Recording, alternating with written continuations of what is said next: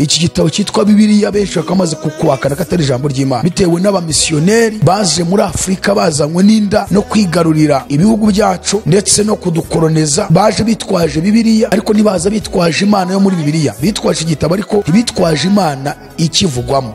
Ibyo rero byatumye abanyabwenge harimo n'abantu bitwa ngo na abapanafricanist nabo bafite ideology, bafite indi myumvire irebana no gusenga imana z'ibihugu za gakondo. Abanyarwanda bo murabizi bavuga ngo ni Imana y'u Rwanda, Imana y'u Rwanda bakerekana ko ari Imana rugira cyangwa Imana rurema, ariko icyitonderwa uburyo bayishakaga bitandukanye n'uko Imana ishaka. Kuko Imana tuyishakira amahanga tugasohoza ibivugwa amahanga, ariko bakoraga ibintu byo gutamba ibitambo, kubandwa, guterekera. Ibyo byose bikaba ari uburyo bwo guterekera abazimu, abantu bapfuye, ibisekuzo by'iwacu bitakiriho. Ibyo byose babibaye ariko bakitwaza ngo ni Imana y'u Rwanda, rimwe bakanavuga ngo yirirwa handi igataha i Rwanda. Ntabwo Imana yacu, Imana rugira byose, Imana umuremyi w'ijuru n'isi, ntabwo yirirwa handi ngo itahe i Rwanda, nta nubwo igira ahantu iba ngo ahandi nihari. Bibiliya iravuga ngo ijuru ni intebe yayo, isi ikaba intebe y'ibirenge byayo. Rero Imana yacu ibera hose icyarimwe. Rero Imana y'u Rwanda ugiye kuyireba n'uburyo bayivugaga bitandukanye n'Imana rugira, Imana rugira byose, Imana data wa twese, Imana Jehova Yahwe, Imana ibera hose icyarimwe. Abanyarwanda rero bavuga ko iyabo ariyo Mana y'u Rwanda ngo yirirwaga handi igataha i Rwanda. Iyo ni Nyabingi, iyo ni Ryangombe ry'Ababinga, ni abadayimoni, ntabwo ari Imana umuremyi w'ijuru n'isi. Ndavuga ibintu bigeze kuri 5, ibintu Yesu yavuze bigaragaza kurangira kw'isi, bigaragaza ko ubutegetsi bw'isi bwose bugiye gusenyuka, hakaza ubwami bw'Imana, kuko Daniel yabihanuye ibice 2 umurongo wa 44. Hari umuntu ugezweho muri iyi minsi yasenyaga mu idini rya ADPR ahantu bita muri paruwasi ya Kabeza, torero rya Busanza. Iryo torero cyangwa se iryo dini ryaramutenze, aririrwa mu misozi, aririrwa mu mazi, afite inkoni, yambaye ikanzu. Iyo kanzu ni igitambaro yadodesheje kiriho amashusho avugwa mu byayishuje amafarashi 4 avugwamo: ifarashi y'igitare, ifarashi y'umweru, ifarashi itukura cyane, ifarashi y'umukara n'ifarashi y'igitare gajutse. Hari ahantu baherutse kwerekana igitangazamakuru kimwe cyagiye kumureba ari gusenga, asoma iyo nkoni, arayisoma, ako kanya itafatwa n'isereri, ubona amaso yagiye kumuvamo, ubona amaso yahise ahinduka nk'uyu mwenda uyu nguyu mubona kuri microphone, kubera inkoni asomye, kuko iriya nkoni irimo izindi mbaraga nawe arabyivugira. Kandi uyu musore rero ngo bise ngo umuhanuzi wo mu giti, abamukurikiye ni benshi kandi agiye kuyobya abantu benshi, kuko ibyo arimo arakora bitandukanye n'ijambo ry'Imana isezerano rishya. Iki kidendezi yagiye gukozamo inkoni ni Mose, ariko arivugira ngo niwe wasimbuye Mose, ngiri ya nkoni ngo ni ya indi ya Mose Imana yamuhaye. Mwari mwabona umusazi avuga ibintu bimwe akaba arabisimbutsa agiye mu bindi, ntago ashobora guhuza ibintu. Avuga ibintu kumva ibintu avuze rimwe na rimwe kumva ni bizima, ubundi akavuza ibindi kumva ni ibintu nawe utabasha guhuza. Niko uyu muhungu ameze. Ibyo Mose yakoze niwe ugarutse uhagarariye Mose. Ubwo ni ukuvuga ngo Yesu yongeye gushyirwa ku ruhande, ni Mose ugarutse. Kandi biravuga ngo amategeko ya Mose yose, ibyo Mose yavuze, ibyo yakoze, ibyahanuwe byose birangira kuri Kristo. Iby'ikidendezi Yesu yabirangirije hari i Yerusalemu igihe yahagurutsaga wa muntu wari umaze imyaka 38 yarabuze umuntu wamujugunya muri cya kidendezi. Yesu aje, ibya Bibiliya byose by'inkoni n'ibiki cyarangiranye n'igihe cyane. Niyo mpamvu mubona mu madini bigo basiga abantu amavuta. Ibyo byose Yesu yaje kudusiga amavuta bitewe nuko tumwizeye, tukabana nawe mu gusenga, tukuzura umwuka wera. Iri zina ryitwa Yesu rimenyekanye muri miliyari 2 zirenga hafi 3 kubera intumwa 12.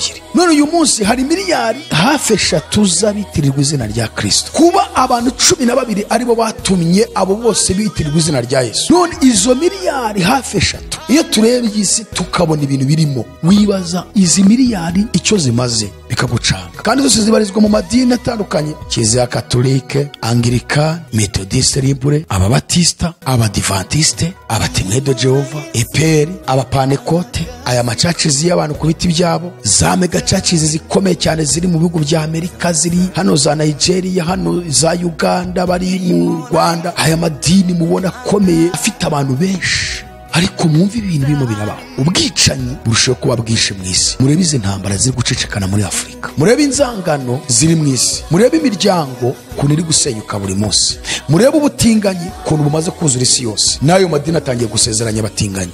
Murebe indaya zuzuye isi, murebe ubusambanyi bw'indengakamere bwuzuye isi, murebe abajura bariho ku isi, abibira kuri interineti, abitwa ngo ni abahakazi. murebe akagambane kari ku isi. ugiye kugenzura amadini ari mu Rwanda wasanga abantu bari mu idini ari benshi kuruta abatari mu idini bitirirwa izina rya Kristo. none ko tubona miliyari 3 zitirirwa izina rya Yesu zuzuye isi, ariko akaba ko tubona ibyaha byarushijeho kugwira. aba bayobozi b'amadini, aba babishopu, aba baposo, abitwa abahanuzi bari muri ayo madini ya Gipantekoti, ese ni iki barimo barakora? ese koko bahagarariye Imana bari kuvuga ubutumwa bwiza? leta z'ibihugu zihorana ubwoba bw'abajura, zihorana ubwoba bw'intambara, zihora zihanganye na za mayibobo ku muhanda zirwa zambura abantu, zihora zihanganye n'abasambanyi bafata bafunga. mu Rwanda nuko bahora bafata abajura buri munsi, abicanyi barimo kwica bagenzi babo.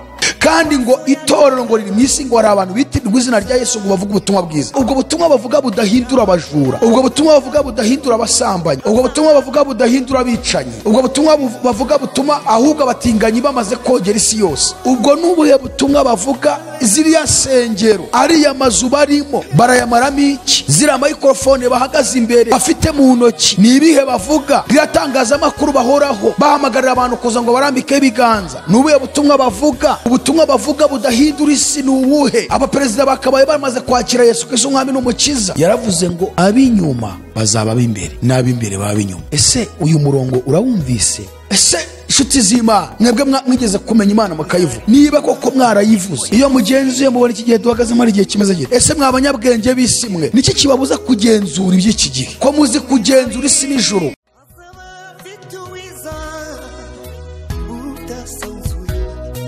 azaba afite ingororano yo guhema buri wese, guhana n'imirimo yakoreye hano ku isi. nawe nshuti yanjye aza kwambika ikamba. Yesu ashimwe cyane nshuti bakunzi ba AYALONI TV, ishakiro ry'ubutumwa bwiza bw'Ubwami bw'Imana. nongeye kubasuhuza, mugira amahoro y'Imana. ndabifuriza guhirwa muri byose, ndabifuriza kubonera umugisha mu byo mukora. turasuhuza rero abanyarwanda mwese muri mu gihugu cyacu cy'u Rwanda, turasuhuza abanyarwanda muri mu bihugu byacu bya East African Community. Imana bamugisha kuko mufata umwanya mukumva ubutumwa bwiza. abari Uganda, abari i Burundi, abari Tanzania, abari Congo, abari muri Kenya, turabasuhuza mwese kandi Imana bamugisha. turasuhuza abanyarwanda muri Mozambique, Zambia, Malawi, Zimbabwe, abantu mwese muri mu bihugu bya Afrika, mufata umwanya mukumva ubutumwa bwiza tugende tubagezaho. Imana bamugisha. abanyarwanda mwese muri mu bihugu by'Uburayi, abari muri Amerika, abari muri Aziya, abari muri Australia, mwese turababona, batwandikira, batuvugisha, ndetse turasuhuza bene data bose turi kumwe muri ibi bihe turi kuganira ijambo ry'Imana, twungurana tuganira. ngira ngo dusoje iminsi 40 mu minsi ishize. Imana ngiye kutwemerera kongera kuba imbere yayo, kandi turumva tugiye noneho gusenga yacu no twateguye, kuko aho turi kujya ni habi cyane. tugiye gufata yandi, tugiye gufata indi 40 kugira ngo tubashe gutamuka hari imbere. tugomba kuyikora. dushoje Imana yatubwiye, kandi hari icyo yakoze, kuko yashyizeho protection ku buzima bwacu, ku bugingo bwacu. mu minsi iri imbere hariya benshi bagiye kuranirwa, twe tuzatambuka, kandi n'abandi basenze ku giti cyabo bafite uburyo babanamo n'Imana bazahanyura, kandi nabumvisha ubutumwa twatambukije bwo gusenga iriya minsi 40 nabo bakayisenga bazahaca. so rero tugomba gusenga, tugomba gufata ibi byo kwiriza ubusa, kubera ko aho turi kugana duhora tubibabwira ntabwo ari heza. namwe murebe kuva mwavuka, murebe naho murimo murajya, mutubwire ko kuva mwavuka iminsi ko yagiye yiza, mwaragiye muhura n'ibyiza birebana n'ubuzima dutambukamo bw'umutekano n'amahoro mu isi. mwarabibonye uko iminsi igenda iza, niko mu isi hagenda haza ibyago n'ibiza n'ubugome n'ibindi byose biza mu isi. ntabwo isi irushaho kugira umwero, ahubwo irushaho kurumba. ntabwo isi irushaho kugira ibyo kurya byiza, ahubwo irushaho kugira ibyo kurya bibi byangiza imibiri yacu, bikangiza ingingo zacu zikamungwa.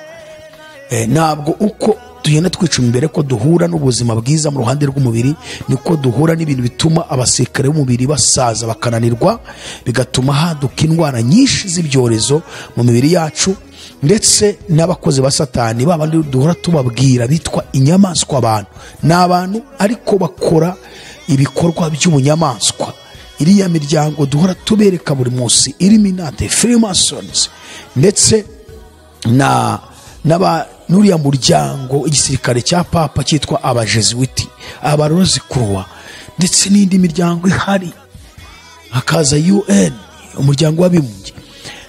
Abantu benshi bakoreramo bafite uburyo bahura n'umwanzi, bafite ubunyamaswa, kuko hari ibyago tubona bigenda bamwisi kandi aribo babizanye, aribo bakabaye babidukiza bakabirwanya. So rero kubera ko bafite uburyo bakorana n'umwanzi, kandi umwanzi ahiga umuntu cyane, no byagera ku muntu witwa ukijijwe bikaba ibindi. Niyo mpamvu tugana hagenda harushaho kuba habi kurenza uko hakabaye heza. So kubw'iyo mpamvu rero tugomba gusenga, tugomba kwiyiriza ubusa, tugomba kwisonzesha. Tugiye gupanga indi minsi 40 yo kwisonzesha kugira ngo twambare imbaraga, kuko Imana ishaka ko itorero muri iki gihe cyacu cya nyuma cyo kugaruka kwa Yesu rigomba kugira icyo bita réveil, rikagira ububyutse, rigakorana n'Imana. Kandi Yesu agomba kuza nyine riri muri ubwo bubyutse, kandi mbere y'uko aza niko rigomba kubanza rikinjira ku mibabaro. Ntabwo rero mu gihe tutambaye imbaraga, kandi imbaraga tuzikura mu gusenga, kwiyiriza ubusa, kwiga ijambo ry'Imana, mu gihe tutabikoze, kandi hagiye kuza ibintu byinshi bigiye kuraniza umugenzi. Hari ibyo turi kubona mu butegetsi buzana mu isi, hari ibyo turi kubona bizanwa na tekinoloji, hari ibyo turi kubona bizanwa no gusaza ku isi, hari ibyo turi kubona bituruka kuri babagome bagenda bazana. Ibyo byose niko bigenda byafekta ubugingo bw'abizera ku birebana n'agakiza, ndetse bigashira no kwizera Yesu. Abantu bakabifata nk'ibintu bisanzwe, bakagira ibindi bizera, bakagira ibindi bagenda bizera. Iki gitabo cyitwa Bibiliya benshi bakamaze kukwakana katari ijambo ry'Imana, bitewe n'abamisiyoneri baje muri Afrika bazanywe n'inda no kwigarurira ibihugu byacu ndetse no kudukoloneza. Baje bitwaje Bibiliya, ariko nibaza bitwaje Imana yo muri Bibiliya, bitwaje igitabo ariko ntibitwaje Imana ikivugwamo. Baracyitwaje gusa ariko bafite ibindi bibazanye. Ibyo rero byatumye abanyabwenge, harimo n'abantu bitwa ngo na abapanafricanist, nabo bafite ideology, bafite indi myumvire irebana no gusenga imana z'ibihugu za gakondo. Murabizi ko Afurika hafi ya hose babaye mu mwuka wo guterekera no kubandwa, umwuka wo kuba mu bintu byo gusenga abadayimoni cyo gusenga ibindi bintu. Abanyarwanda bo murabizi bavuga ngo ni Imana y'u Rwanda, Imana y'u Rwanda bakerekana ko ari Imana rugira cyangwa Imana rurema, ariko icyitonderwa uburyo bayishakaga bitandukanye n'uko Imana ishaka. Kuko Imana tuyishakira amahanga, tugasohoza ibivugwa amahanga, ariko bakoraga ibintu byo gutamba ibitambo, kubandwa, guterekera. Ibyo byose bikaba ari uburyo guterekera abazimu, abantu bapfuye, ibisekuzo by'iwacu bitakiriho. Ibyo byose babibaye, ariko bakitwaza ngo ni Imana y'u Rwanda, rimwe bakanavuga ngo yirirwa handi igataye Rwanda. Ntabwo Imana yacu, Imana rugira byose, Imana umuremyi w'ijuru n'isi, ntabwo yirirwa handi ngo itahe Rwanda, nta nubwo igira ahantu iba ngo ahandi nihari. Bibiliya iravuga ngo ijuru ni intebe yayo, isi ikaba intebe y'ibirenge byayo. Rero Imana yacu ibera hose icyarimwe. Rero Imana y'u Rwanda ugiye kuyireba n'uburyo bayivugaga bitandukanye n'Imana rugira. Imana rugira byose, Imana data wa twese, Imana Jehova Yahwe, Imana ibera hose icyarimwe. Abanyarwanda rero bavuga ko iyabo ariyo Mana y'u Rwanda ngo yirirwaga handi igataye Rwanda. Iyo ni Nyabingi, iyo ni Ryangombe ry'Ababinga, ni abadayimoni, ntabwo ari Imana umuremyi w'ijuru n'isi. Kubw'iyo mpamvu abamisiyoneri batuzaniye izo mana zabo, ariko baza bitwaje bihishe muri iki gitabo. Ibyo rero bikaba byarateye abantu gukomeza gusuzugura ijambo ry'Imana. Ariko iri jambo ririmo ibintu bikomeye, ntabwo nabona uko mbibabwira, ariko nzagenda bivuga gake gake ko Imana izadushoboza, kuko Bibiliya ni ijambo ry'Imana. Wabyanga ubyemere cyangwa ubyange birakureba. Bibiliya twebwe turabizi ko ari ijambo ry'Imana, kandi bajya bavuga ngo amaherezo y'inzira ni mu nzu. Byanga byakunda uzabimenya, ushobora kuzabimenya ukiriho cyangwa ukazabimenya uvuye muri uyu mubiri ufite ahandi ugiye. nibwo uzamenya ko bihari ijambo ry'Imana. Rero ubyange cyangwa ubyemere, icyo twavuga nuko ibiri muri iki gitabo ubyemeye nta kibazo, nta ngaruka bikugiraho mbi, ahubwo bikugiraho ingaruka nziza. Si gituma utabyizera ngo unabyemere. Ubundi kuba icyo utabyemera kibi kivugwamo ntabwo bituma uba mubi, ahubwo bituma uba mwiza. Ntabwo bituma uhangayika, ahubwo bituma guhangayika bishe, ukamenya kubana n'abantu neza. Kuki utabyizera base muri ubwo buryo? Bibiliya ko ibintu byose bivugwamo ari ibintu bishobora gufasha no mu buzima busanzwe. Hanyuma reka dusenga kugira ngo Imana ibane natwe. Nyakubahwa mubyeyi dukunda, data wa twese mwiza, Imana ikomeye, Imana ikiranuka, Imana yumva gusenga kw'abatagira shinge na rugero, Imana byiringiro by'abera, buhungiro bwacu, Imana yumva gusenga kw'abayitakira ku manywa na nijoro. Twongeye kugaruka imbere yawe kugira ngo twongere tuvuge ijambo ryawe. Reka uyu mwanya tube mikoro kugira ngo urangurure, wumvishe abanyarwanda bari hirya no hino bumva ururimi rw'ikinyarwanda, babashe kumenya aho isi igeze, babashe kumenya ko bitwara mu isi, babashe kuba maso. Abakizwa bakizwe, bakwemere ko ari wo mwami w'ijuru n'isi.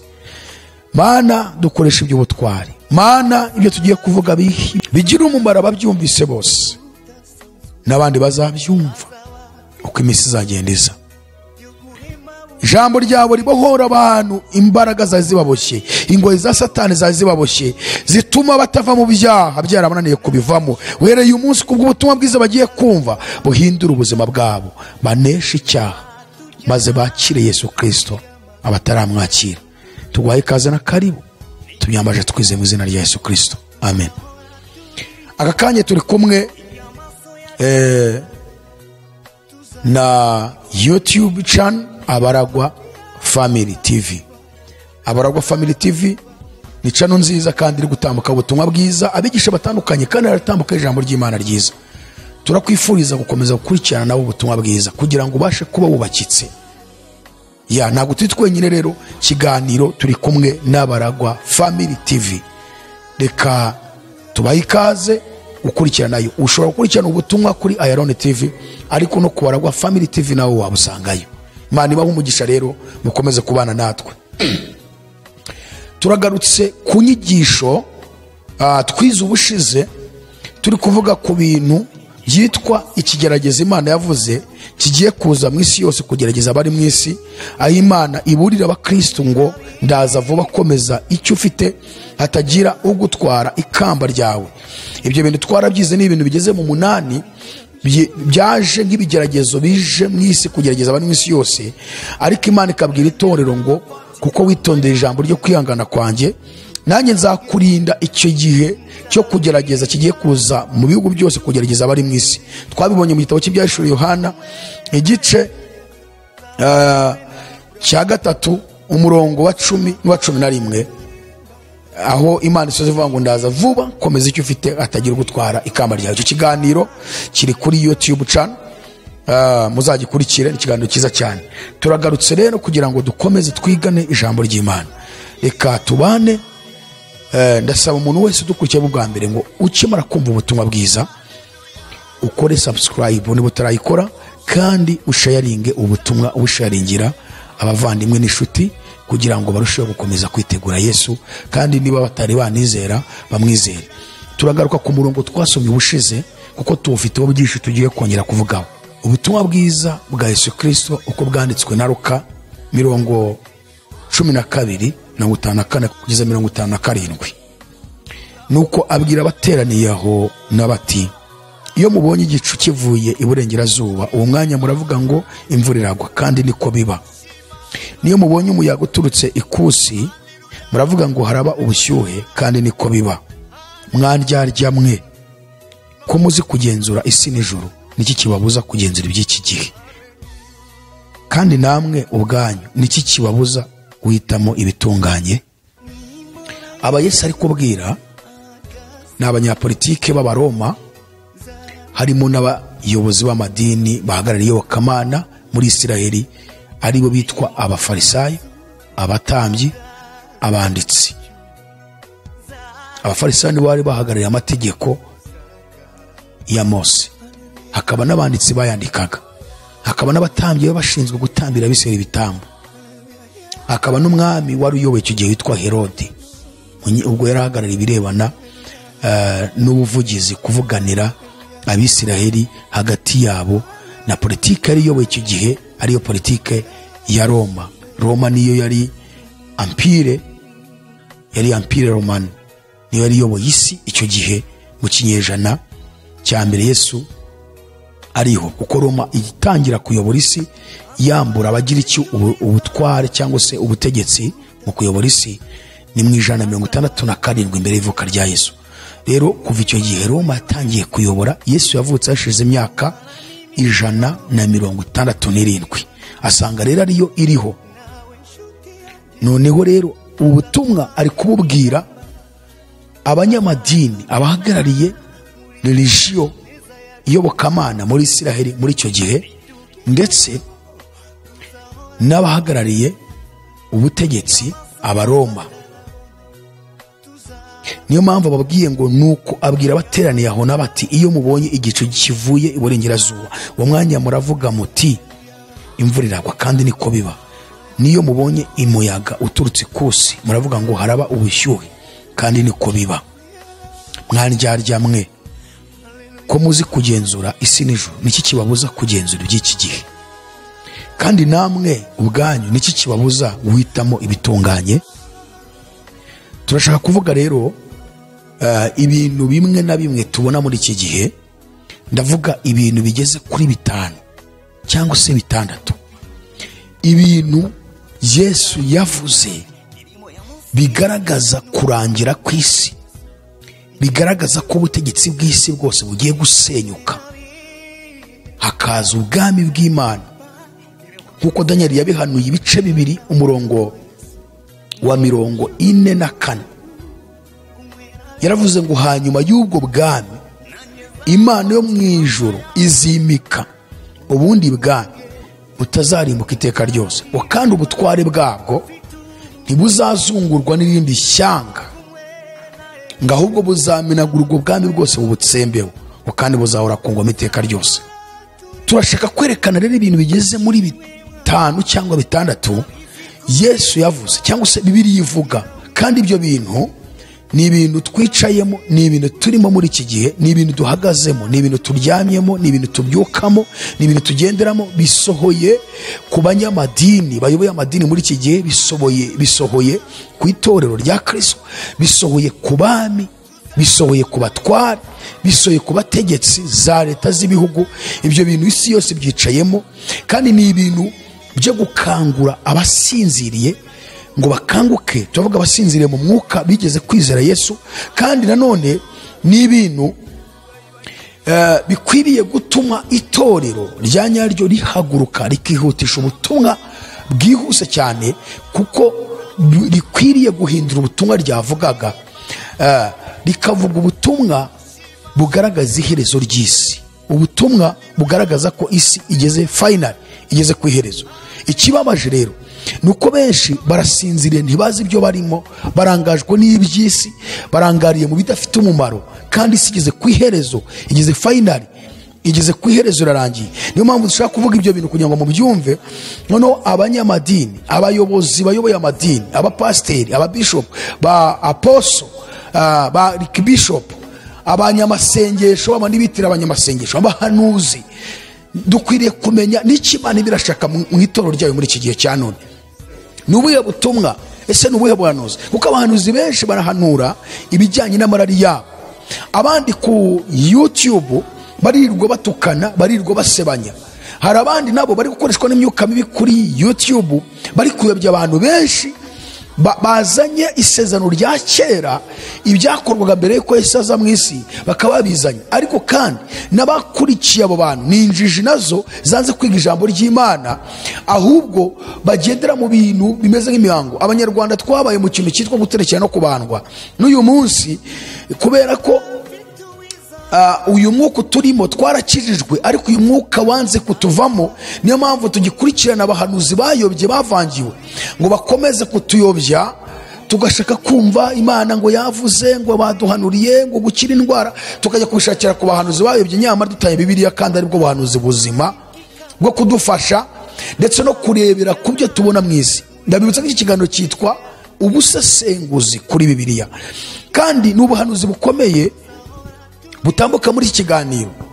Hari umuntu ugezweho muri iyi minsi, umwana wahagurutse yasenyaga mu idini rya ADPR ahantu bita muri paruwasi ya Kabeza, ku mudugudu w'ahantu bita mu Busanza, basigaye babyita ngo ni itorero rya Busanza. Iryo torero cyangwa se iryo dini ryaramutenze, aririrwa mu misozi, aririrwa mu mazi, afite inkoni, yambaye ikanzu. Iyo kanzu ni igitambaro yadodesheje kiriho amashusho avugwa mu byayishuwe cya kane cy'ibyahishuwe, amafarashi ane avugwamo: ifarashi y'igitare, ifarashi y'umweru, ifarashi itukura cyane, ifarashi y'umukara n'ifarashi y'igitare igajutse. Yafashe iyo kanzu ajya gushyirishaho ayo mashusho y'amafarashi, arangije afata inkoni ayisiga amabara ahuye n'ayo mabara y'ayo mafarashi ari ku gitambaro yambaye kitaburiya. Avuga ko ari Imana ngo imuhagurukije. Yatangiye yitwa ngo ni umuhanuzi wo mu giti, ngarahanura. Bene data, turashaka kubigisha kugira ngo murebe Satani imikorere ye yose.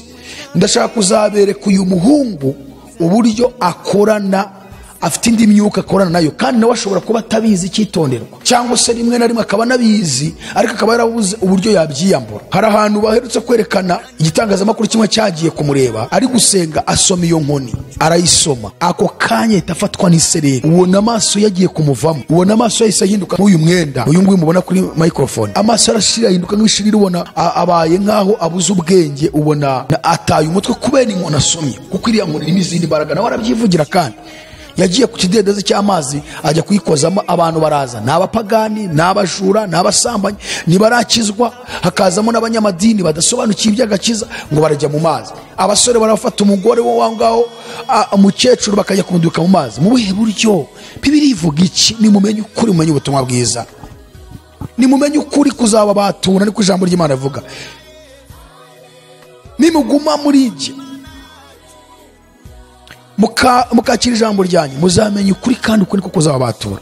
Uyu musore rero ngo bise ngo ni umuhanuzi wo mu giti, abamukurikiye ni benshi, kandi agiye kuyobya abantu benshi, kuko ibyo arimo arakora bitandukanye n'ijambo ry'Imana, isezerano rishya. Iki kidendezi yagiye gukozamo inkoni ni Mose, ariko arivugira ngo niwe wasimbuye Mose, ngo iriya nkoni ngo ni ya indi ya Mose Imana yamuhaye, ngo niwe uzanye ubutumwa ngo bwa nyuma bw'iherezo. Ntawe uramubona agenda na Bibiliya avuga ibintu mu mutwe we, kandi twebwe abasomye Bibiliya turabizi. Erega twasomye Bibiliya kandi turayisoma, kandi tuyisoma turi kumwe n'Umwuka w'Imana, turabyumva ibyo aba arimo kuvuga. Ibintu byinshi avuga ni ibintu bicurikiranyije, ibintu bidafite epfo na ruguru. Akunda kuvuga amagambo yo mu byahishuwe, kumva agiye hehe, ni ibintu bicurikiranyije bidasobanutse. Mwari mwabona umusazi avuga ibintu bimwe akaba arabisimbutse agiye mu bindi, ntabwo ashobora guhuza ibintu. Avuga ibintu kumva ibintu avuze rimwe na rimwe kumva ni bizima, ubundi akavuza ibindi kumva ni ibintu nawe utabasha guhuza. Niko uyu muhungu ameze.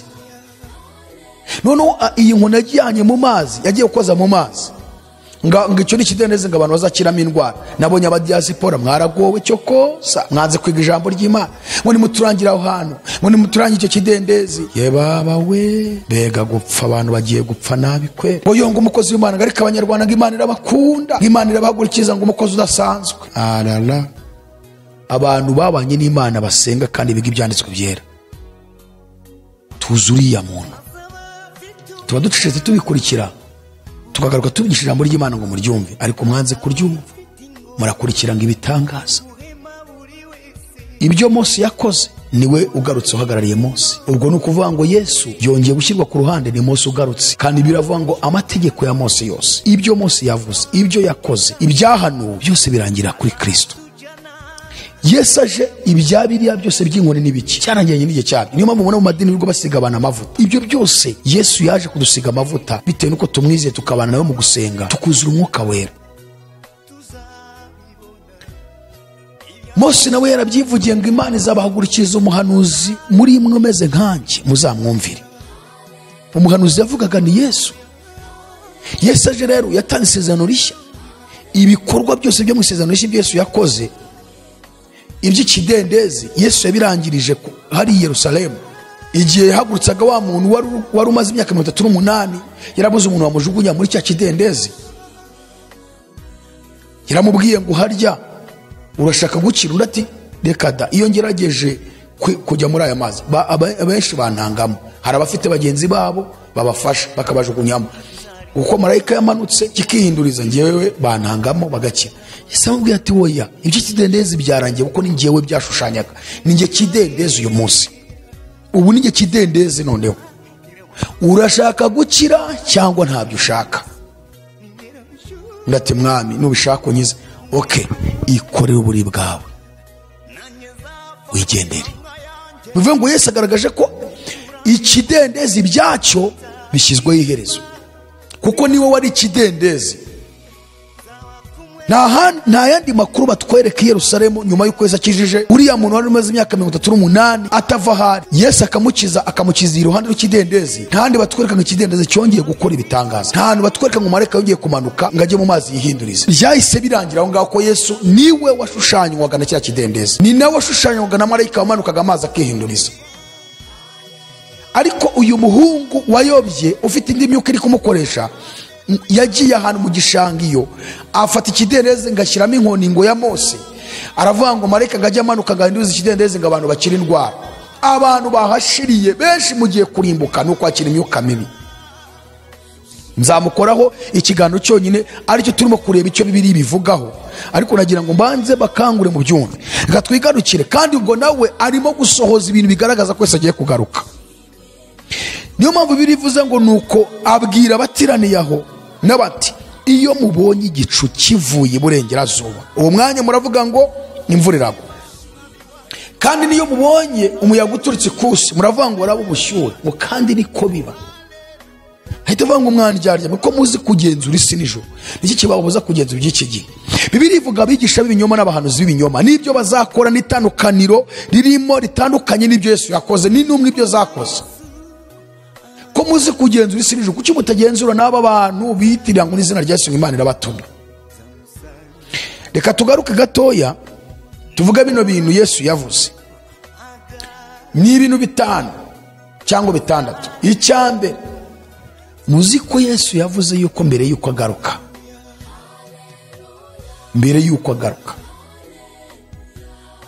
ibi birareba itorero, kuko itorero ryo rifite ububasha mu isi bwo guhindura abari mu isi hose, nubwo benshi byabananiye. Kuko iyo tugiye mu mibare statistique y'abizera y'abakristo ku isi, abizeye izina ryitwa Yesu, reka mbivuga muri uburyo. Mu mwaka wa 2007 ndibwira nibwo numvishe hasoka statistique y'umubare w'abantu bamaze kuba mu isi cyangwa batuye isi yose. Icyo gihe bavugaga yuko isi ituwe n'abantu bageze muri miliyari 7. Kuva muri 2007 nibwo icyo kintu nacyumvise. Noneho kuva muri 2007 kugeza muri uyu mwaka wa 2023, ngira ngo ni imyaka 15 batatu 16 ishize, ndibwira ko hamaze kuboneka indi miliyari y'abantu, kuko abantu bavuka buri munsi, ushobora no kubirenzeho. Niyo mpamvu abagome bazi iki cyorezo cya coronavirus bano gutegura n'ibindi kwica abantu ngo bagabanye mu isi. Noneho iyo niyo statistique igaragara y'abantu batuye isi, bamaze kugira muri miliyari 8. Hariho n'iyindi statistique rero yakozwe, icyegeranyo cy'abantu bitwa ngo ni itorero ryitiriwe Kristo, abakristo, abantu bose bizeye izina ryitwa Yesu Kristo. Statistique nayo ivuga yuko bamaze kugera hafi miliyari 3, bari muri miliyari 2.5 zirengaho. Urumva ko kimwe cya kabiri cy'abagize isi, kimwe cya kabiri cy'abagize isi nabitwa ngo n'abakristo, bitirirwa izina rya Kristo. None wakwitegereza Bibiliya igaragaza ko intumwa 12 zavuze ubutumwa guhera i Yerusalemu, burasirazuba bwa hagati. abo zibyaye barakomeza, ubutumwa zavuze nibwo bwakwiriye isi yose. Bamwe babyakira mu binyoma, ariko biturutse ku ntumwa zatangiye zivuga ubutumwa buri special. Iri zina ryitwa Yesu rimenyekanye muri miliyari ebyiri zirenga hafi eshatu kubera intumwa 12. None uyu munsi hari miliyari hafi eshatu z'abitirirwa izina rya Kristo, bose bitwa abakristo mu madini atandukanye, ari muri Amerika, ari mu Burayi, ari muri Aziya, ari muri Afrika, ari muri za Australia, hano mu bihugu byacu bya East African Community, ahari amadini atandukanye yitirirwa izina rya Kristo.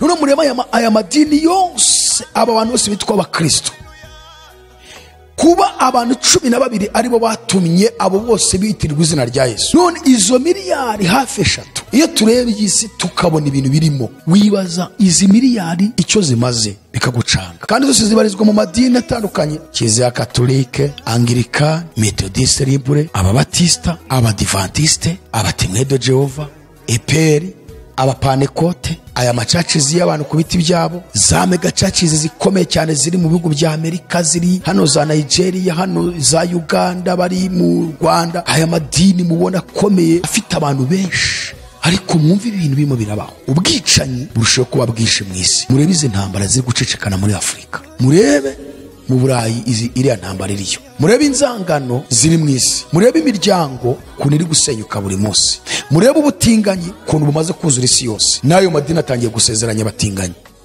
Hari n'abapasiteri baherutse gusezerana, umwe n'uwo muri Anglikani yo muri South Africa, undi n'uwo muri Kenya. Murebe indaya zuzuye isi, murebe ubusambanyi bw'indengakamere bwuzuye isi, murebe abajura bariho ku isi, abibira kuri interneti, abitwa ngo ni abahakazi, murebe akagambane kari ku isi. Reka tuzane wacu mu Rwanda, nimurebe abajura bahari, nimurebe amoko ari mu bantu, nimurebe abicanyi bahari, nimurebe inzangano zihari, nimurebe ubusambanyi bw'indengakamere buhari, nimurebe ubutinganyi buhari. Kandi ugiye kugenzura amadini ari mu Rwanda, wasanga abantu bari mu idini ari benshi kuruta batari mu idini bitirirwa izina rya Kristo. Nimurebe Burundi, abo bose bitirirwa izina rya Kristo. None ko tubona miliyari eshatu zitirirwa izina rya Yesu zuzuye isi, ariko akaba ko tubona ibyaha byarushijeho kugwira. Aba bayobozi b'amadini, aba babishop, aba baposo, abitwa abahanuzi bari muri ayo madini ya Gipantekoti, ese ni iki barimo barakora? Ese koko bahagarariye Imana, bari kuvuga ubutumwa bwiza? Niba ibyo bigwira rero, ntabwo Imana yabatumye ari Imana muri mw'Ijuru n'isi. Leta z'ibihugu zihora n'ubwoba bw'abajura, zihora n'ubwoba bw'intambara, zihora zihanganye na za mayibobo ku muhanda zirwa zambura abantu, zihora zihanganye n'abasambanyi bafata bafunga. Mu Rwanda nuko bahora bafata abajura buri munsi, abicanyi barimo kwica bagenzi babo. Kandi ngo itorero ngo riri mu isi, ngo hari abantu bitirirwa izina rya Yesu ngo bavuga ubutumwa bwiza. Ubwo butumwa bavuga budahindura abajura, ubwo butumwa bavuga budahindura abasambanyi, ubwo butumwa bavuga budahindura abicanyi, ubwo butumwa bavuga butuma ahubwo abatinganyi bamaze kogera isi yose. Ubwo n'ubuhe butumwa bavuga? Ziriya nsengero, ariya mazu barimo barayamaramo iki? Ziriya microphone bahagaze imbere bafite mu ntoki, ni ibihe bavuga? Riratangaza amakuru bahoraho bahamagarira abantu kuza ngo barambike ibiganza, n'ubuhe butumwa bavuga? Ubutumwa bavuga budahindura isi ni ubuhe? Abaperezida bakabaye bamaze kwakira Yesu Kristo umwami n'umukiza, abakozi ba leta muri za government zitandukanye bakwiye kwakira Yesu umwami n'umukiza, kuko tubona ko abitirirwa izina rya Yesu nibo benshi. Igisirikare bakaba bamaze kwakira Yesu Kristo, intambara mu isi zakabaye zimaze kuba nkeya. None ayo madini mubona duhora tubabwira ngo yemwe abayarimo muramaramo iki? Mwambwira ko ayo madini ahagarara izina rya Kristo mu isi? N'ubuhe butumwa bavuga budahindura indaya ngo indaya zive mu buraya? N'ubuhe butumwa bavuga budahindura umujura n'umwicanyi? None murumva ahantu muri hari ikintu kiriyo. Niba abantu 12 barahinduye isi yose, abantu miliyari hafi eshatu zikaba zaramenye izina ryitwa Yesu, none izo miliyari zamenye izina ryitwa Yesu nazo ubwazo zikaba zitarahinduka mbere ko zijya guhindura abandi. Kuko muri abo turi kuvuga abicanyi uzabasangamo, abagambanyi uzabasangamo muri ayo madini, abasambanyi uzasanga aribo bibereyemo, uzasangamo abantu bitwa abanyamoko kandi bahora mu madini, abanywa nzoga, abanywa tabi. Ese murumva hari ikintu kiri muri ayo madini inshuti zanjye? Munyumve, kubera ko ntago bigeze bigisha ubutumwa bwiza ubwami bw'Imana. Mu gihe intumwa aribwo zavugaga, aho bahagararaga abantu barahindukaga, barirwa bigisha ibitangaza, barirwa bigisha ibintu byose ngo byo gukiza abantu indwara n'ibiki. Ubutumwa bwiza buhindura imitima y'abantu, abantu intekerezo zabo akavamo ibitekerezo bibi bituma bangana, bakagambana, bakicana, bagashoza intambara. Nta butumwa bwiza bavuga. Imana iri guhamagarira itorero rya Kristo riri muri ayo macacizi, muri ayo madini, muri ayo hose, nimuze twiyunge bene data, tubashe guhaguruka tuvuga ubutumwa bwiza. Nimuze twiyunge twamamaza ubwami, mube muretse kwicaramo aho ngaho kuko nta kintu kirimo. Niyo mpamvu dushaka kuvuga ibintu bigeze muri 5 cyangwa 6. Ibyo bintu ni ibintu bigaragaza ko Yesu yagaragaje ko bigomba gusohora kuri abo bantu. Icyambere, uzi ko Yesu yavuze ngo mbere yuko aza babantu bitirirwa izina rye, na harimo nabigeze kumumenya kuko by'ukuri bakanamwubaha. Yaravuze ngo abinyuma bazaba b'imbere n'ab'imbere baba inyuma. Ese uyu murongo urawumvise? Ese uzi ko abivuze ari umwami? Uzi ko ari we nyiri ibihe byose? Uzi ko ari we umenya ibyo mwitangiriro akageza mu iherezo? None se iyo bisomye urabyumva cyangwa ntubyumva? Ahari wenda ntabwo wabyigishijwe mu iduni urimo, ariko noneho byumve. Ese ugize ufate birango bisome? Reka mabasomere ubutumwa bwiza uko bwanditswe na Matayo 19 umurongo wa 30. Uyu ni Yesu bivuze ubwe nyir'ubwite, agaragaza yuko mbere yuko agaruka ab'imbere bazaba ab'inyuma, ab'inyuma bazaba ab'imbere. Ab'imbere babandi bari babishyushyemo, bari bakijijwe neza, birindaga, bavugaga ubutumwa bwiza bw'ukuri, ngo bazaba ab'inyuma. Noneho babandi bitwa indaya n'abajura bakizwe baba ab'imbere. Yesu ahita agaruka kandi bazakizwa biturutse kuri twe. Ubusere turimo turabivuga, abanyamadini sarabwo babyitayeho. Izo ndaya zigiye gukizwa n'abajura, twe tubivuze, babandi bakabivuze barimbuke, baba binyuma, kuko hari indaya zigiye gukizwa n'abajura, bamenye ko neza igihe kibashiranye, igihe kirangiye. Niyo mpamvu twasomye hano Yesu arimo arabwira abanyapolitiki biroma, ari bari kubwira muri iki gihe cya none abanyapolitiki bose ku rwego rw'isi, akaba ari kubwira abanyamadini bahagarariye iyobokamana mu isi, akaba arimo anabwira noneho n'abandi noneho bavangu barabyigisha. Yaravuze ngo iyo mubonye igicu giturutse iburasirazuba, uwo mwanya muravuga ngo imvura iragwa, kandi niko biba. Kandi niyo mubonye umuyaga uturutse ikusi, uwo mwanya muvuga ngo haraba ubushyuhe, kandi niko biba. Baravuga ngo mwandyarya mwe ko muzi kugenzura isi n'ijuru, niki kibabuza kugenzura iby'iki gihe? Ese inshuti z'Imana, mwebwe mwigeze kumenya Imana mukayivuga? Niba koko mwarayivuze, iyo mugenzuye mubona iki gihe duhagaze muri igihe kimeze gito, ese mwabanyabwenge b'isi mwe, aba scientifique, aba philosophe, abize za math physique, abize za chimie n'ibindi bindi, bukiza za biology, ibinyabuzima mukabyiga mukabireba, abize birebana n'ubumenyi bw'isi mukamuzi kugenzura isi, abize kumenya kugenzura ikirere, ijuru hariya mu isanzure, mukamenya ibyiriya mibumbe. Ese niba mwarabigenzuye, iyo mwitegereje mubona igihe kimeze gite, kigeze he? Umuririmbyi wa 83 mu ndirimbo zo gushimisha Imana yaravuze ngo murinzi we menyesha igihe, ati ijoro ryijimye cyane buracya hanyuma. Noneho Yesu aravuze hano mu butumwa bwanditswe na Matayo 19 umurongo wa 30, yaravuze ngo ariko benshi b'imbere bazaba b'inyuma kandi ab'inyuma bazaba b'imbere.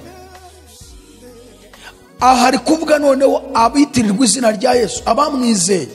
ari kuvuga ngo mbere yuko agaruka, muzasome muhereye igice cyose muzagisome nibwo muzabyumva cyane. yararimo kugaragaza ibizaba mu minsi y'imperuka, agaragaza kuno intumwa zizakubitwa, agaragaza kuno ubukristo buzarwanywa mu isi. aravuga ngo icyo gihe mbere yuko ngaruka, benshi b'imbere bazaba b'inyuma kandi benshi b'inyuma bazaba b'imbere. sibyo mubona se? hari abantu tuzi bakoreye Imana, bavugaga ubutumwa bwiza kandi bakabuvuga rwose. hari abapasiteri tuzi bari bakijijwe kandi bavugaga Yesu neza. hari ababishopu tuzi, ariko kubera bya bigeragezo twigishe mu cyigisho cy'ubushize byaje kugerageza abari mu isi yose, ariko Yesu agatanga ubutumwa ngo ndaza vuba, komeza icyo ufite hatagira gutwara ikamba ryawe. benshi bamaze guhura n'ibyo bigeragezo, none bamaze kurekura ikamba, ahubwo bari kurwanira ikamba ry'isi, kumenyekana, gukundwa n'abanyapolitiki, kugira ijambo mu nzego za leta. bagakomeza guhagarara imbere y'ababigisha, ariko bakabigisha ibintu bazi ko bihabanye n'ubutumwa bwiza bw'ubwami bw'Imana, kugira ngo isahane yabo itubama, bakomeze kubona amafaranga bavanye mu bayoboke babo. abo turabazi benshi. Yesu yaravuze ngo mbere uko agaruka rero, ngo ab'inyuma benshi bazaba b'imbere kandi ab'imbere bazaba b'inyuma. icyo ni icya mbere Yesu yavuze kigomba kubaho, kigasohora kubitirirwa izina rya Yesu ku rwego rw'isi. uza kwigenzura urebe niba icyo kintu kitaramaze kugusohoraho, urebe uko wahagurutse n'uko warukijijwe niba ariko kimeze, urebe uko wavugaga ubutumwa nibwo ari bwo ukivuga, urebe wowe witwa ngo uri umushumba uko wayoboraga itorero n'inyota wari ufite n'uburyo wifuza kugeza abantu mu ijuru ariko bikimeze. uze kwigenzura urebe uburyo wabaye w'inyuma kandi aho Yesu nagiye kugarukira. icya kabiri Yesu yavuze muri Matayo 24 umurongo wa 44, yaravuze ngo nuko namwe mwitegure, kuko igihe mudatekereza ari cyo umwana w'umuntu azaziramo. Yesu yaravuze ngo igihe mudatekereza. mbega murabona wamaze igihe kinini ubitekereza, uhora ufite ubwoba ko Yesu agiye kugaruka. hari abantu bakirijwe kera kubwo ubutumwa bwiza bwavugwaga buzima, bagakizwa bafite ubwoba ko Yesu agiye kugaruka, bigatuma bamaramaza mu gakiza, bagashaka Yesu, bakamwegera, bagafata ibihe byo gusenga, bagafata ibihe byo kwisonzesha bakiyiriza ubusa, bagafata ibihe byo kwiga ijambo ry'Imana, bakagira urukundo, bagasurana, bagafashanya. noneho igihe tugezemo ko ari cyo gihe cyo kugaruka kwa Yesu, uko yabivuze, yaravuze ngo igihe mudatekereza. utakibitekereza nshuti yanjye, wumva ubwoba bwarashize, utagifite ubwoba ko Yesu agiye kugaruka agatwara itorero, wamaze kubona ko ukwiye guhaguruka ukirukanka mu by'isi ugashaka ubuzima, wamaze kubona ko noneho abakristo ugomba ubayobora kugira ngo baguhe amafaranga wirire, ukabakinga ubutumwa bwiza kuko hari itegeko uhabwa na leta. aho ngo utakibitekereza, namwe abayoboke b'ayo madini mutakibitekereza, mwumva ko gukurikira Yesu ari ukwigishwa inyigisho zirebana n'ibiryo n'akazi n'amafaranga. gukurikira Yesu ari uko azabatabara, akabagira neza, akabakiza indwara, akabaha urubyaro, akabaha abagore n'abagabo, akabaha kubaka amazu meza mukayabamo, ubundi mukurira indege mukajya hanze, abana banyu bakiga mu bihugu bitandukanye by'Uburayi ndetse na Aziya na za Amerika. arizo nyigisho mujya mu nsengero kumva, arizo mwigishwa, ngo mutagitekereza ko Yesu agiye kugaruka. ibyo mwarabyibagiye, mutakibitekereza ahubwo mwumva ko Yesu agomba kubakorera ibyo ngibyo gusa. ngaho niho azagarukira. abandi mwarisubiye mu byaha, mwarasubiye mu moko, musigaye mureba ku moko, musigaye mureba ku gihagararo, musigaye abahanuzi muhanura, ariko mugahanura kugira ngo muhanure inda yanyu mubone ibyo murya, mugahanura ibihwanye n'irari ry'ibyo abantu bashaka namwe kugira ngo babagaburire. aribyo musigaye muhanura, mutagihanura mukoreshejwe n'Imana, ahubwo muhanura amarangamutima. abitwa abanyamasengesho musenga, mukajya mu butayu mukabigaragaza kuri social media, mugahamagara itangazamakuru ngo ribimurike, ribigaragaza ko muri abanyamasengesho. abadiaspora bajye babohereza amafaranga, mukajya mu mazi ngo muri gusengera abantu, mukajya mu biti mu buvumo mugahamagara itangazamakuru, ngo ibyo byamaze kubaho. Ibyo nyine mutagitekereza ko Yesu agomba kugaruka, mwirengagije amagambo Yesu yavuze dusanga mu butumwa bwiza bwanditswe na Matayo 6, aho Yesu yavuze ngo nusenga ujye ujya mu nzu wiherere, ngo uhere ko usenge so mwiherereye, ngo nuko so uzi ureba ibyo ahihereye azakugororera. Ahubwo muhamagara itangazamakuru, aho nyine mutakibitekereza, ahubwo musengera kugira ngo abantu babakunde babamenye. Mudasengera kugira ngo mwambare imbaraga zo kunesha ibyaha, kandi mwambare imbaraga zo kukiranukira Imana, kandi mwambare imbaraga zo kwamamaza ubutumwa bwiza bw'Ubwami. Ahubwo musengera kugira ngo abantu bamenye ko muzi gusenga cyane nk'uko abafarisayo basengaga. Aho nyine mutakibitekereza ko Yesu agiye kugaruka, ngo niho azagarukira. Ngo nuko namwe mube maso, kuko igihe mudatekereza aricyo umwana w'umuntu azaziramo. Aho nyine igihe mudatekereza. Ariko hari igihe mvuga nkavuga ariko se uyu murongo urumvikana hari, sinzi uburyo hari nawumvikanisha, ariko Imana Data wa twese ndayingize kugira ngo iwumvikanishe muri wowe. Icyo ni cya kabiri. Yesu yavuze ko najya kugaruka abantu bazaba batakimutekereza, bazaba batagitekereza Yesu utanga ubugingo, bazaba batagitekereza Yesu ugiye kugaruka gutwara umugeni we. Hariho na bamwe numvise ngo yagaruka mu isi se, ngazaze ngo ngarebe ibya bisi bamukorera, ngo nazi ukuntu bamugize Abayuda, ntiyatuka kugaruka. Ngakabi gaseko nk'akeza koko. Icya kabiri, igihe muzaba mutakibitekereza, ngo nibwo Yesu azagaruka. Uracyabitekereza nshuti? Uracyabitekereza?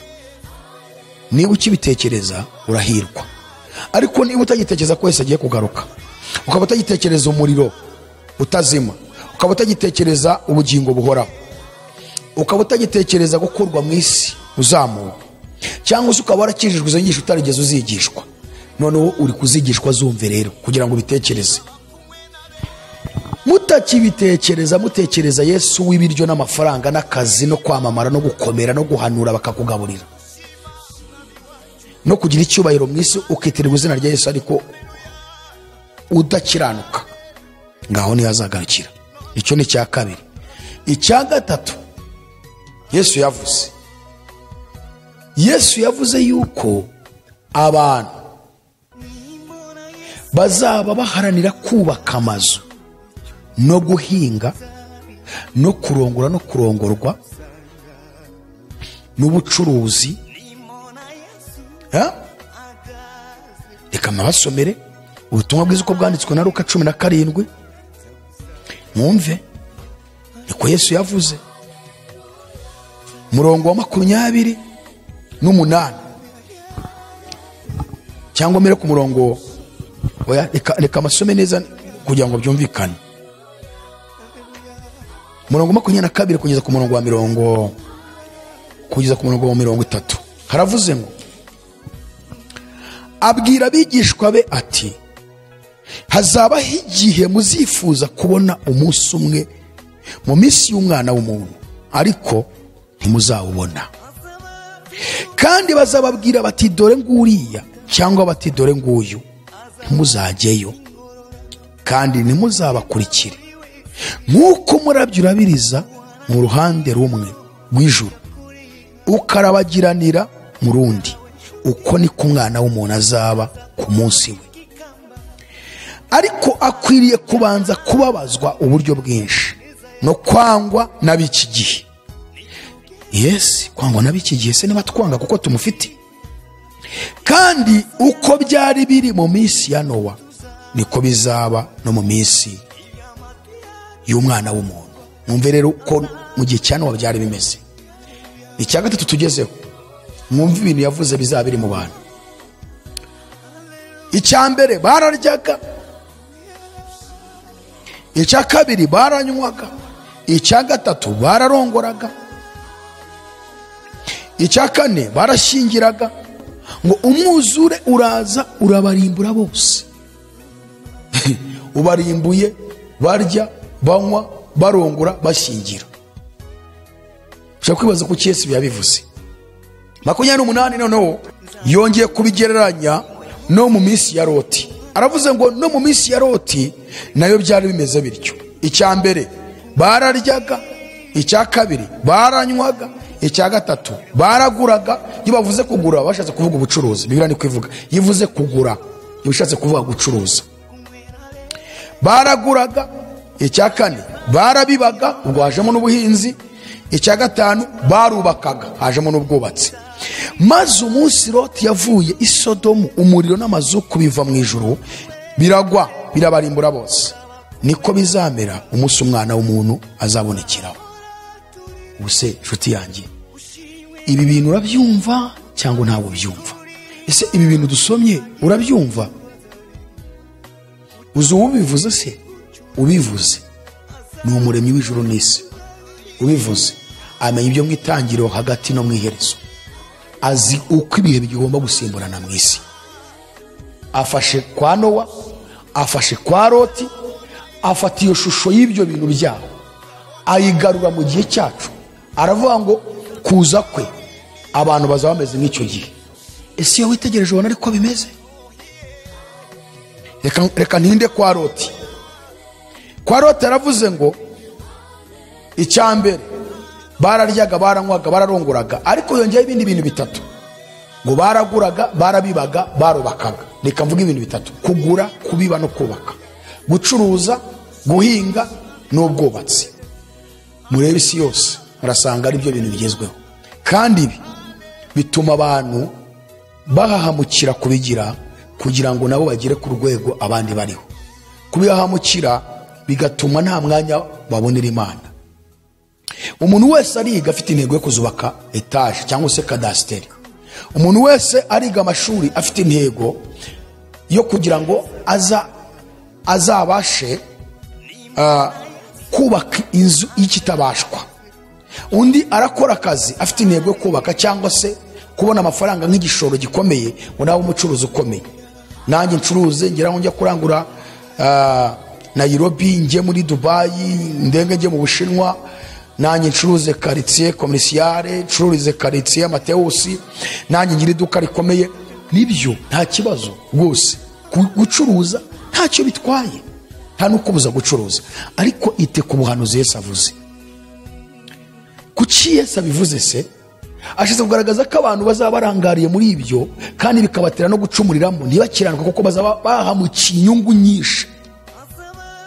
Noneho bakabura n'umwanya wo kubana n'Imana. Umuntu ucuruza ntiyabona umwanya wo gusenga, ntiyabona umwanya wo kwiriza ubusa, ntiyabona umwanya wo gusoma ijambo ry'Imana. Umwanya wo gusura bagenzi be urabura. Ni byiza, ariko Yesu ashaka kugira ngo nubigira uzite kumenya iki kintu.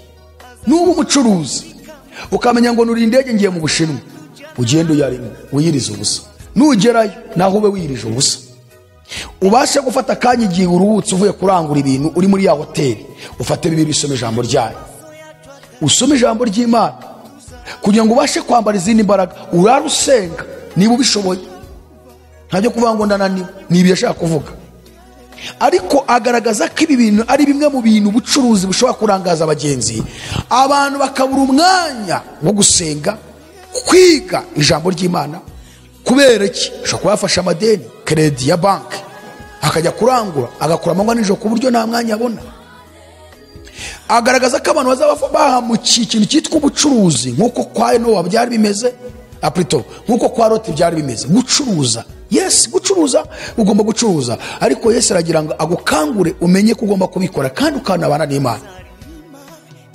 Nunacuruza wirinde kwiba abantu no kubahenda, kubera ko uhari inyungu nyinshi ukeneye ngo wubake n'ama etaje. Noneho Yesu avuze ibintu byo gucuruza, avuga noneho no kubaka amazu. Abari mu Burayi, abari muri Amerika, buri wese bashaka kubaka, shaka kugura inzu. Ibyiza muri Afurika buri wese n'umusore wese murabizi ko no gushyingira akenshi n'amadini ashyingira, hari igihe abaza umusore niba inzu ihari. Noneho ikindi ashizemo Yesu avuze noneho n'ikirebana n'ubuhinzi. Arabizi ko mu mashuri twigamo habamo na section irebana n'ubuhinzi bwa agronomy. ntabwo guhinga ari bibi, ariko Yesu ashaka kugaragaza ko abantu bazahahamukira guhinga. Kubera iki? Kubera isi wa muvumo uzarushaho kugira imbaraga mu butaka nibwere. Abantu bazigwa guhinga, abantu bashakisha uburyo bwose bahinga kubabeho, kuko ibyo turya bituruka mu buhinzi. Guhinga bihagaze ntitwabaho, twapfa. Shaka kugaragaza ko abantu rero ibihugu byose bizashyira imbaraga mu kintu cyitwa guhinga, none abantu bakabyiga, abantu bakabihamukiramo, ariko umwanya w'Imana ukaba mukeya. Si cyo kintu kimubona mu isi. So rero icya gatatu Yesu yavuze ibi bintu: kurya, kunywa, kurongora, gushyingirwa, guhinga, gucuruza no kubaka. Icyo ni cya gatatu yavuze ngo ibyo nabyo niho umwana w'umuntu azazira. Niyo mpamvu avuze ngo niko bizamera umunsi umwana w'umuntu azabonekeraho. Iki wacyumvise? Icya kane Yesu yavuze yuko abantu bazasinzira mu buryo bw'umwuka. Matayo 25 yafashe aba bantu twabonye umubare w'abitirwa izina rya Kristo, ko ari umubare ugeze muri miliyari hafi 3, kuko bamaze kurenga 2.5. Aba bantu bose bitirwa izina rya Kristo, bitwa abakristo ku rwego rw'isi, bari mu madini atandukanye. Yesu yagaragaje ko bose ari abakobwa bategereje umukwe, ariko aba bakobwa abagabanyamo ibyiciro bibiri. Icyiciro kimwe agaragaza ko ari abakobwa b'abapfu, icyiciro cya kabiri agaragaza ko ari abakobwa b'abanyabwenge. Aba banyabwenge nibo bitwa amasaka, aba bapfu nibo bitwa urukungu. Noneho katugaruke rero kuri aba bakobwa bose bategereje umukwe kwaza bakamusanganira. Aba bakobwa rero tugiye kureba ikintu kizaranga ko Yesu agiye kuza kizabafata bose, kandi kizabafatira rimwe. Dusome umurongo wa mbere, 25 umurongo wa mbere. Haravuze ngo icyo gihe ubwami bwo mw'Ijuru buzagereranywa n'abakobwa 10 bajyanye amatabaza yabo bajya gusanganira umukwe. Ariko muri abo 10, 5 bari abapfu, abandi 5 bari abanyabwenge. Abapfu bajyanye amatabaza yabo ntibajyana amavuta, ariko abanyabwenge bo bajyana amavuta mu mperezo zabo hamwe n'amatabaza yabo. Umukwe atinze bose barahunikira barasinzira, ariko nijoro mu gicuku habaho urusaku ngo umukwe araje, nimusohoke mu musanganire. Maze babakobwa bose barahaguruka baboneza amatabaza yabo. Abapfu babwira abanyabwenge bati, nimuduhe ku mavuta yanyu kuko amatabaza yacu azima. Ariko abanyabwenge barabakanira bati, oya, ntiyadukwira twese, ahubwo nimujye mu bahanjuzi muyigurire. Bagiye kugura, umukwe araza, abari biteguye binjirana nawe mu bukwe, urugi rurakingwa. Hanyuma aba bakobwa bandi nabo baraza, barahamagara bati, nyakubahwa dukingurire. Nawe arabasubiza ati, ndababwira ukuri yuko ntabazi. Nuko mube maso, kuko mutazi umunsi cyangwa igihe. Amen. Urumva icyakane Yesu agaragaje hano, agaragaje ko aba bakobwa 5 b'abapfu n'abakobwa 5 b'abanyabwenge bose bategereje umukwe kaza aje mu bukwe kugira ngo binjirane mu bukwe. Ubukwe dutegereje n'ubwa Yesu. Umukwe uvuzwe hano ni Yesu, abakobwa bavuzwe ni aba bakristo twabonye. N'uyu mubare twabonye w'abantu bitirirwa izina rya Kristo bari ku isi. Noneho dutegereje twese ko umukwe azaza, kuko Yesu yaradukoye amaraso y'igiciro cyinshi, yatanze inkwano y'amaraso. Noneho amaze imyaka myinshi tumurindiriye kaza gutwara umukobwa we, umugeni we yakoye, bakinjirana noneho rero mu bukwe, urugi rugakingwa. Nubwo bimeze bityo rero, batubwiye ko bamwe ari abanyabwenge abandi akaba ari abapfu, ariko icyitonderwa bose bategereje umukwe, barindiriye mu cyumba cyo gutegereza iki? Umukwe. Bategereje ko umukwe aza. Ikibabaje rero nuko abanyabwenge hari ikintu bibitseho, bari gushaka muri iki gihe kandi banashatse mu gihe cyashize ikintu cyitwa amavuta. Ariko abapfu bo baratuje, bari gucuruza, bari mu gushaka amafaranga, bari kubaka ama etaje, bari kurira indege, bibereye mu by'isi gusa. Umwanya wo gushaka amavuta ntacyo babwiye. Tuzagaruka tubasobanurira amavuta ni gute umuntu yashaka, aturukahe. Rero igihe cy'ibitotsi, igihe cyo gusinzira cyamaze kwataka abantu bose, itirirwa izina rya Yesu. Kuko Yesu yavuze ko ibi bitotsi ni biza. Yavuze ibintu bibiri. Yavuze ko hagomba kubanza ikintu cyitwa guhunikira. Guhunikira ni wa muntu wamaze gusinzira mu bitekerezo, ariko hano amaso atari yasinzira. Mukaba muri kuganira ariko mutwe we akajya agenda gutya akureba, kumbi yamaze gusinzira mu bwonko.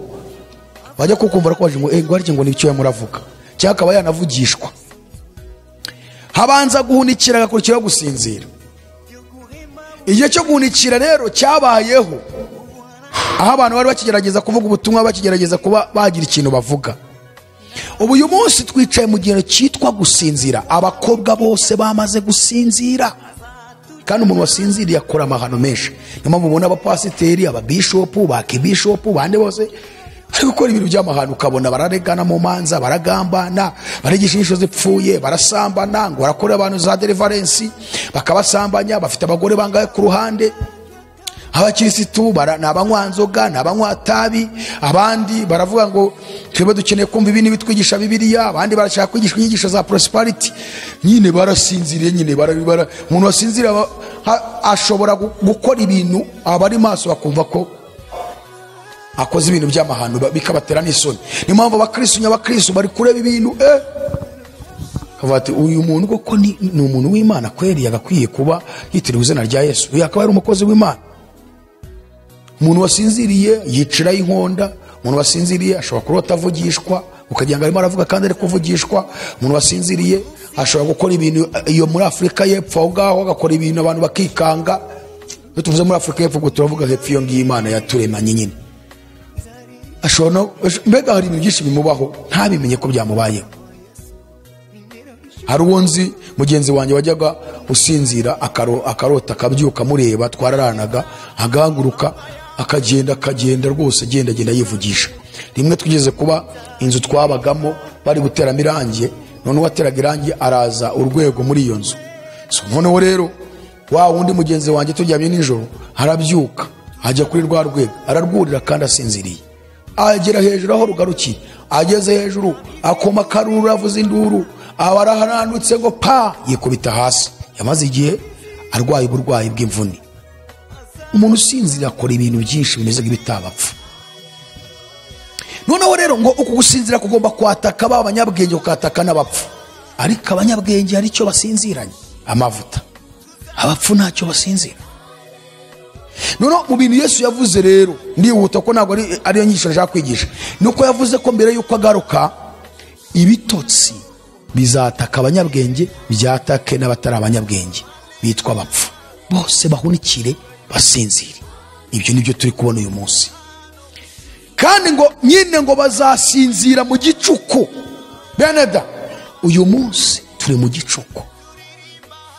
Igicuku ni ibi bikorerwa mu isi, byarushaho kuba byinshi kurenza mu binyejana byatambutse n'iminyagihumbi byashize. Iki kinyejana cya 21 n'icya 20 gitambutseho twarabivuze ubushize. Hari ibintu byinshi byatumye isi bama igicuku gikomeye cyane: ubwicanyi, ubugambanyi, ubutinganyi, inzangano, inzara mu isi, ibintu byinshi. Tekinoloji irimo kwanduza abantu benshi, amadini yahimbye inyigisho, ibintu byinshi cyane. Icyo ni igicuku. Icyo ni igicuku. Aho rero mu gicuku umuntu abantu bose bagomba kugira gute? Gusinzira. Rero icya kane Yesu yavuze, twabonye ko icya mbere nuko imbere zaba inyuma. Icya kabiri igihe tuzatekereza nicyo azaziramo. Icya gatatu abantu bazaba bahamukiye gukunda iby'isi, kurongorwa, gushyingirwa, kubaka amazu, guhinga, ubucuruzi, ibyo byose. Hanyuma icya kane nishitwa turi kureba ko hazabaho ibitotsi. kandi bikaza mu gihe cy'igicuku, kandi igicuku ni ibibi birushaho kubera mu isi. Satani ari gukorana umuvuduko mwinshi. Rero abantu bose barasinziriye bitwa abakristo, ariko barabasinziranye amavuta. Icyanyuma sorejo cya gatanu nuko noneho Pawulo yavuze yuko we abantu bazimura Imana. Urwandiko rwa kabiri Pawulo yandikiye abitesalonike igice cya kabiri umurongo wa mbere kugeza ku murongo wa gatatu haravuze ngo turabingiga bene data kubwo kuzaza k'umwami wacu Yesu Kristo no kuzamutenezwaho kwacu, kugira ngo mutanamuka vuba mukava mu bwenge, cyangwa ngo muhagarike imitima nawe mwamu bitewe n'umwuka cyangwa n'ijambo cyangwa n'urwandiko rukekwa ko ruvuye kuri twe, bihamya yuko umunsi w'umwami wacu umaze gusohora. Ntihakagire umuntu uboshye uburyo bwose, kuko uwo munsi utazaza kurya kwimura Imana kutarabanje kubaho. Noneho harakomeye cyane. Ni ukuvuga ngo noneho icyanyuma cya gatanu nubwo hari n'ibindi, kugira ngo Yesu agaruke ngo abantu bazimura umwami wabo. Siko turi kubibona benshi, abakristo, abanyamadini. Nibiki bizatuma bamwimura se? Ni bya bindi Yesu yavuze hariya muri Matayo muri Luka 17, aho yavuze ngo abantu bararyaga, baranywaga, bararonguraga, barashyingiraga, barubakaga, barabibaga, ndetse baracuruzaga. Ibyo ari byo bintu barimo bigatuma umwami abimukamo. Ababwiriza ubutumwa bwiza bakigisha ubutumwa bwa prosperity. Ubwo butumwa bwa prosperity akaba ari bwo babwira abantu, kugira ngo babateremo irari ryinshi ryo kujya gushaka amafaranga babona yo baza kubatura. Babereka ko Imana ifunguye amarembo, utwo dufaranga wari ufite Imana irafunguye, genda ushore, Imana izakugirira neza, genda ushore, Imana izakugirira neza, Imana yacu ni umwami w'abami, izakungura, kugira ngo nyine uyabone ejo ngo umuzane icya 10 n'amato. Bakabateramo irari ryinshi ryo gukunda iby'isi no kubyirukankaho, bababeshya ngo ni Imana iri kumwe nabo.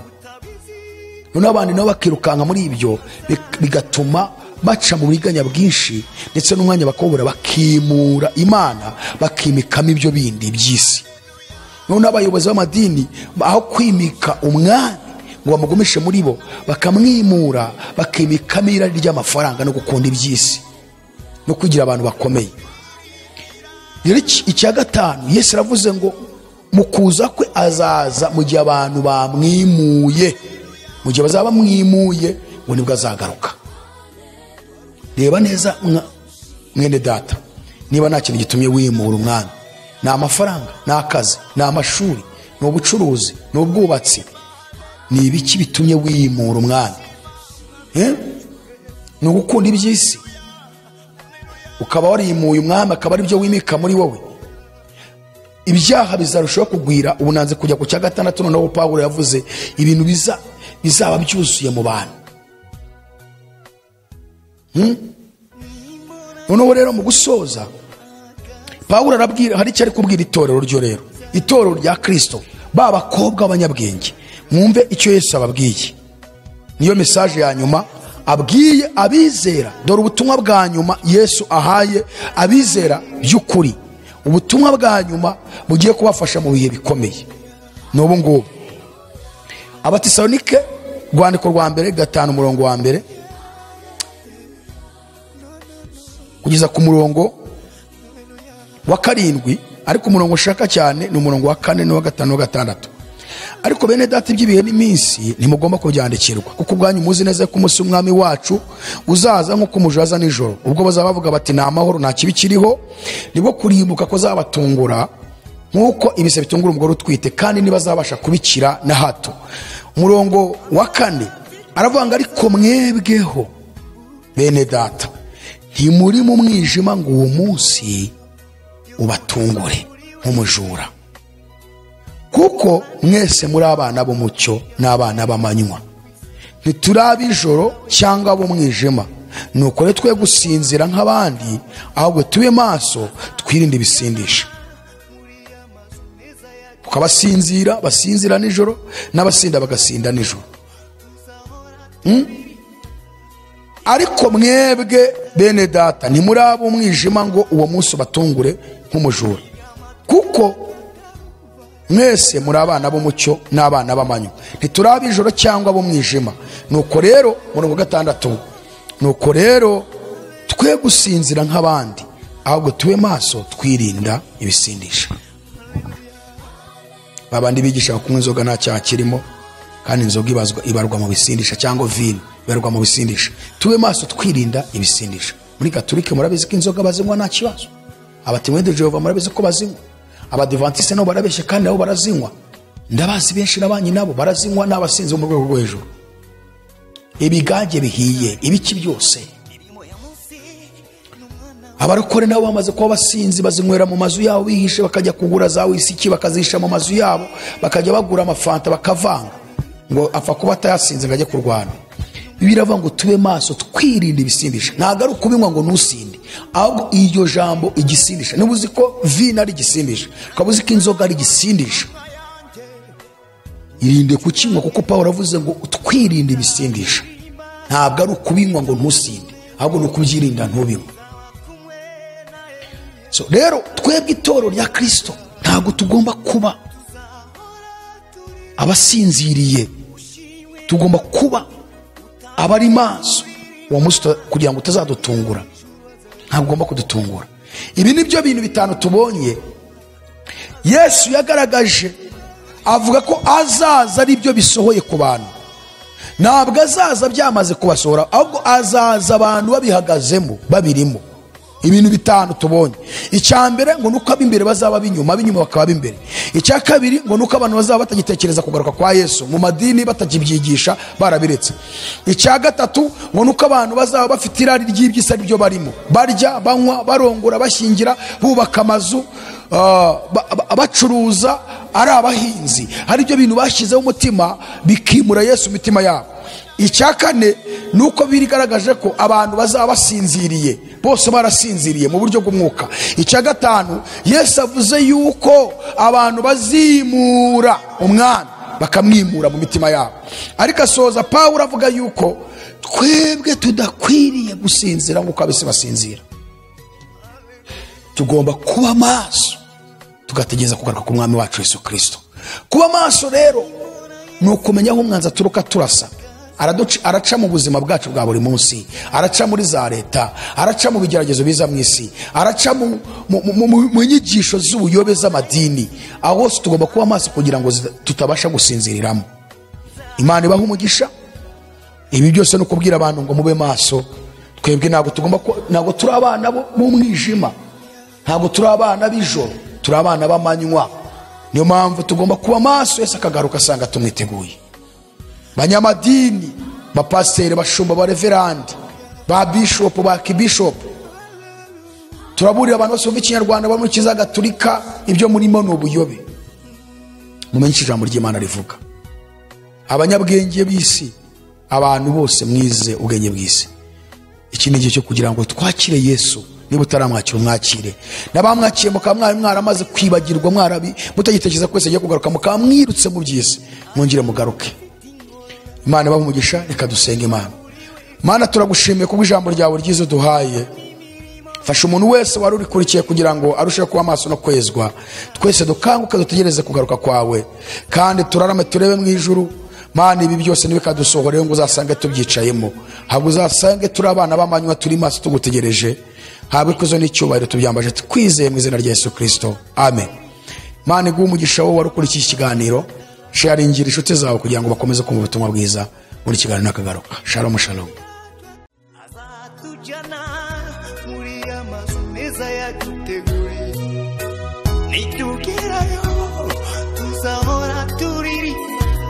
Nzaba kumwe na Eliya, nzaba kumwe na Abrahamu.